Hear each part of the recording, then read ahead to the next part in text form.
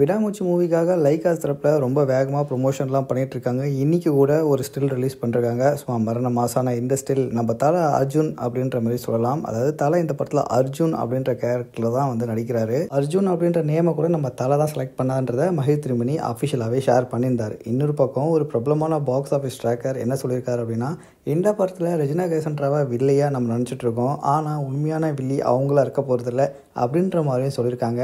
அதாவது த்ரிஷாவை தான் வில்லியாக அவர் சொல்ல நினச்சிருக்காரு.